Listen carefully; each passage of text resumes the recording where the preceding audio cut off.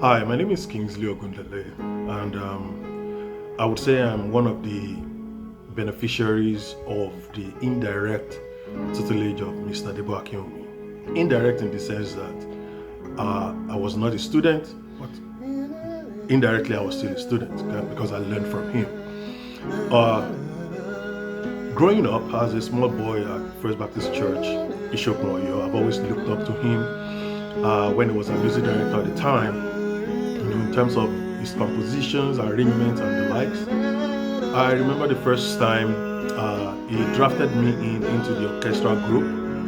I was just somewhere around the corner of the church trying to play the recorder, and he just came around and was like, so you want more recorder play? And I was like, Ben, sir, I can play the recorder, sir. He was like, wait, oh yeah, tell him. You have to play in the orchestra. And I was looking like,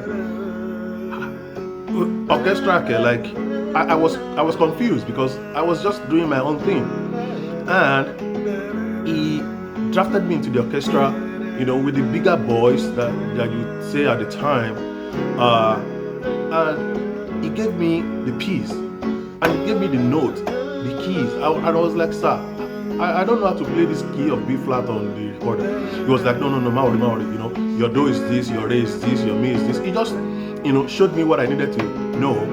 And he even gave me a solo. And I was going home, I was like, God, how am I going to do this? And we have a song service on Sunday that many people will be there. I don't want to make mistakes, and at the same time, I still want to make him proud because to me, he was a fisher of men. He would see this potential in you and he would want to develop it for you. That was who he was.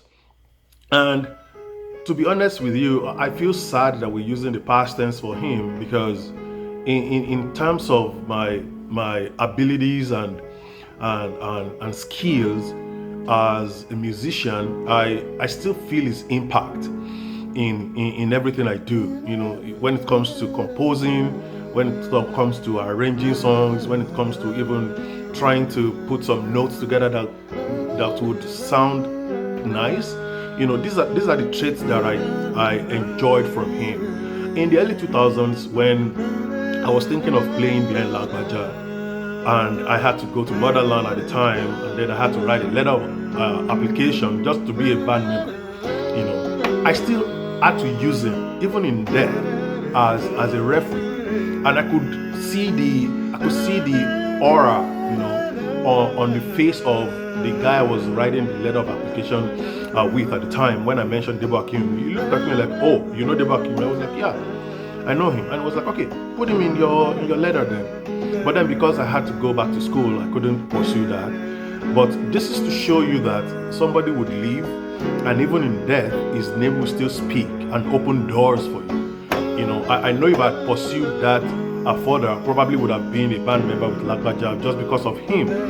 So we thank God for his life, and I'm happy with this documentary in a way that it's bringing him back to life, and I thank the family for this initiative, and I can only pray that he so continue to rest in peace.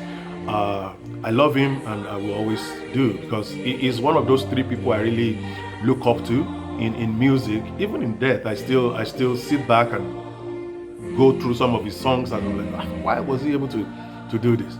That was how great this man that we're talking about, Debo Akinwumi, was. He would always be living with us. Even though he's dead, he's still going to be with us forever. Thank you, and God bless.